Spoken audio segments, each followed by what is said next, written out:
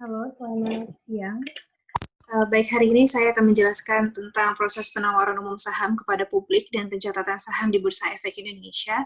Nah, sebelum saya menjelaskan tentang hal ini, saya ingin memberitahu terlebih dahulu bahwa saya membuat video ini tujuannya adalah hanya untuk edukasi kepada teman-teman yang ingin mempelajari tentang pasar modal, dan saya juga tidak mengatasnamakan lembaga manapun, dan saya juga tidak mendapatkan keuntungan dari video yang saya buat ini.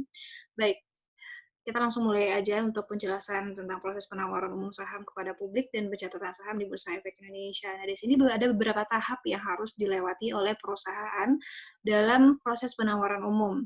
Nah, tahap awal itu adalah persiapan awal dan persiapan dokumen. Di sini, di persiapan awal itu, perusahaan itu perlu membentuk tim IPO internal dan melakukan pertimbangan awal. Dan selain itu perlu melakukan penunjukan terhadap profesional eksternalnya, yaitu seperti underwriter atau penjamin emisi efek yang akan membantu perusahaan untuk melakukan penawaran umum, dan juga akuntan publik, konsultan hukum, notaris, penilai, ataupun biro administrasi efek yang juga membantu perusahaan dan juga menyiapkan dokumen-dokumen yang dibutuhkan oleh perusahaan. Dan di sini kita selanjutnya ada itu menyampaikan permohonan perjanjian pendahuluan pencatatan saham ke Bursa Efek Indonesia dan pendaftaran saham ke Kustodian Sentral Efek Indonesia atau KSEI. Untuk yang pertama kali dengar tentang Bursa Efek Indonesia dan apa sih itu Bursa Efek Indonesia. Jadi Bursa Efek Indonesia itu adalah pihak yang menyelenggarakan dan menyediakan sistem ataupun sarana untuk mempertemukan penawaran jual dan penawaran beli, di mana Bursa Efek ini adalah yang membantu atau menyiapkan sistem untuk melakukan penawaran umum. Dan selanjutnya yaitu KSEI atau Kustodian Sentral Efek Indonesia, di mana di sini perusahaan itu juga perlu menyampaikan permohonan pendaftaran saham untuk dititipkan secara kolektif ke KSEI ini, yang merupakan pihak yang melakukan kegiatan penyelesaian dan penyimpanan dengan cara pemindah bukuan, baik itu terkait dana maupun terkait efek. Nah, di sini selama proses di Bursa Efek Indonesia itu akan dilakukan pertama presentasi perusahaan kepada Bursa Efek Indonesia, dan Bursa Efek pun akan melakukan kunjungan ke perusahaan, dan mereka juga berhak untuk meminta penjelasan dan kelengkapan dokumen kepada perusahaan. Dan setelah ditelaah oleh Bursa Efek Indonesia, itu nanti akan diberikan perjanjian pendahuluan pencatatan saham. Dan setelah itu, kita melakukan penyampaian pernyataan pendaftaran ke Otoritas Jasa Keuangan. Nah, seperti yang teman-teman ketahui bahwa Otoritas Jasa Keuangan atau OJK itu dibentuk berdasarkan Undang-Undang Nomor 21 Tahun 2011, di mana mereka itu bertugas untuk melakukan pengaturan dan pengawasan terhadap kegiatan jasa keuangan di sektor perbankan dan pasar modal dan juga industri keuangan non-bank. Dan selama proses di OJK sendiri, OJK akan meminta berhak untuk meminta perubahan dan tambahan informasi dari perusahaan terkait dengan dokumen-dokumen yang sudah disampaikan tadi. Nah, jika sudah ditelaah oleh OJK, lalu OJK akan memberikan izin publikasi terhadap apa? Terhadap boleh melakukan publikasi terhadap prospektus ringkas di surat kabar, dan juga melakukan penawaran umum awal, dan juga public expose. Nah, untuk teman-teman yang bertanya apa sih itu prospektus, nah jadi prospektus ini sebenarnya adalah dokumen yang berisi data penting yang biasanya disajikan kepada calon investor dalam IPO atau Initial Public Offering. Nah, bentuknya ini sendiri seperti ini. Ini saya ambil contohnya itu dari IPT Bank Mandiri, di mana di prospektus ringkas ini akan menjelaskan ringkasan informasi terkait tentang perusahaan, seperti ikhtisar dasar keuangannya, seperti bagaimana keadaan perusahaan saat ini akan memberikan keterbukaan kepada investor sendiri, dan informasi-informasi yang dibutuhkan oleh investor. Lebih kurang seperti ini, banyak informasinya terkait dengan rencana penggunaan dana dari IPO nanti, dan juga ternyata terkait pernyataan utang, dan lain sebagainya. Ini bisa teman-teman cari sendiri nanti di internet, contoh dari prospektus ringkas ini. Baik, kita kembali ke sini.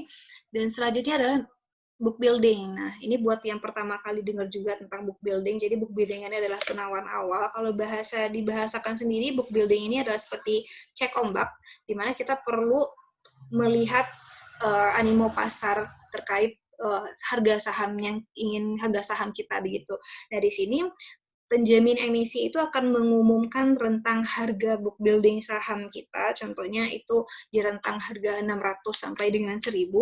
Nah, setelah itu penjamin emisi akan mengumpulkan pernyataan minat beli dari semua calon investor. Nah, di mana dalam pernyataan tadi akan dijelaskan itu jumlah saham yang dipesan di harga berapa dan di harga berapa. Nah, yang pastinya harganya ini harus di dalam rentang yang udah dikasih tahu tadi, yaitu 600 sampai dengan 1000 contohnya. Nah, di sini investor akan mulai melakukan yang namanya bid atas atau pembelian. Investor bisa melakukan bid di harga atas dan melakukan bid di harga bawah. Yang artinya kalau investor melakukan bid di harga atas, itu kemungkinan investor akan mendapatkan jatah itu akan lebih banyak, jatah saham akan lebih banyak dibandingkan dengan investor yang melakukan bid di harga bawah, di mana kemungkinan itu tidak akan mendapatkan jatah. Nah, ini sih sebabnya kenapa investor book building itu memasukkan bid di harga atas akan mendapatkan jatah saham tersebut. Tapi nggak selamanya melakukan bid di harga atas itu berbuah baik, dalam artian bahwa jika investor itu tidak mengetahui animo pasar terkait saham tersebut dan juga tidak melakukan penelaahan lebih dalam terkait saham tersebut, bisa saja mereka melakukan bid atau melakukan bid di harga atas untuk saham yang peminatnya sepi begitu. Nah, kalau udah gitu investor bisa rugi. Kenapa? Karena ketika sudah pencatatan atau pencatatan di Bursa Efek, bisa aja harga saham tersebut akan turun dan investor akan rugi begitu. Nah, di sini setelah mengumpulkan semua minat beli dan penjamin emisi tadi atau underwriter tadi akan menentukan harga optimum di mana saham tersebut akan laku dan akan disampaikan ke OJK, yaitu terkait penyampaian informasi harga dan keterbukaan lain di OJK. Nah, di sini selama di OJK berhak juga untuk meminta perubahan dan tambahan informasi dari perusahaan, dan jika sudah dilengkapi oleh perusahaan dan juga sudah tidak ada tambahan informasi lagi yang diminta oleh Otoritas Jasa Keuangan, maka OJK akan memberikan pernyataan efektif. Nah, setelah diberikannya pernyataan efektif, itu perusahaan wajib untuk mengumumkan perbaikan tambahan prospektus ringkas di surat kabar dan penyediaan prospektus. Tadi OJK meminta melakukan perubahan atas atau meminta tambahan informasi dari perusahaan. Setelah hal tersebut dilakukan, lalu melakukan penyampaian permohonan pencatatan saham ke Bursa Efek Indonesia. Dan setelah itu baru kita masuk ke penawaran umum saham kepada publik, di mana penawaran umum saham ini biasanya durasinya adalah 1-5 hari. Dan di sini dalam hal jumlah saham yang kita tawarkan itu, peminatnya itu lebih banyak, dalam artian bahwa kita perlu melakukan penjatahan, di mana permintaan atas saham tersebut jauh lebih banyak daripada yang kita tawarkan. Kita perlu melakukan penjatahan. Dan di penjatahan ini, di bagian ini ada yang namanya manajer penjatahan yang akan mengatur ini, di mana penjatahan ini wajib diselesaikan maksimal 2 hari, paling lambat itu dalam waktu 2 hari. Setelah itu lalu dilakukannya distribusi saham itu maksimal juga paling lambat diselesaikan dalam waktu 2 hari. Nah, di sini juga ada namanya refund. Nah, refund ini adalah untuk pemesan yang pemesanannya tidak terpenuhi, maka perlu dilakukan refund. Dalam waktu maksimal diselesaikan itu dalam 2 hari, paling lambat 2 hari setelah penjatahan.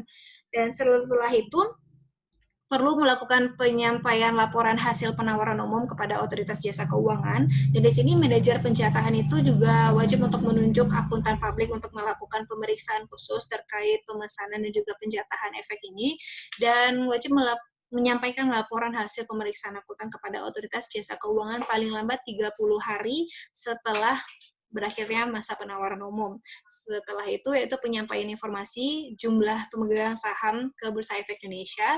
Setelah itu kita pindah ke penyelesaian administrasi kepada Bursa Efek Indonesia. Nah, sebelum itu kita balik lagi ke sini. Kita bisa lihat contohnya di prospektus ini. Nah, di sini akan terlihat terkait perkiraan jadwal. Ini masa penawaran awal tadi yang sudah saya jelaskan, yaitu book building dalam jangka waktu 6-20 April. Dan ini perkiraan tanggal efektifnya yaitu 30 April, perkiraan masa penawaran umumnya 5-6 Mei, atau lalu perkiraan tanggal penjatahannya 8 Mei. Ini sih sudah jelas sudah dicantumkan dengan jelas oleh perusahaan ini. Baik. Nah, di sini setelah penyelesaian administrasi kepada Bursa Efek Indonesia, lalu kita akan mendapatkan persetujuan pencatatan saham yang diberikan oleh Bursa Efek, lalu kita melakukan pencatatan dan perdagangan saham di Bursa Efek Indonesia. Nah, di Bursa Efek sendiri itu kan mempunyai dua papan, di mana itu adalah papan pengembangan dan papan utama. Dan biasanya untuk saham-saham yang ini yang masih baru, untuk emiten-emiten baru itu akan masuk ke papan pengembangan. Nah, kalau ada yang bertanya, apa mungkin nggak sih penawaran umum itu dibatalkan atau ditunda? Bisa, penawaran umum ini bisa dibatalkan atau ditunda.